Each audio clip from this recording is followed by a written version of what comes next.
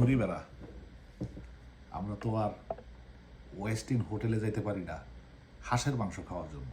আমাদের ঘরের ভিতরেই salmon, fish, broccoli, mushroom ready থাকে, বুঝলা? তো এনজয় করি সকালে ব্রেকফাস্ট।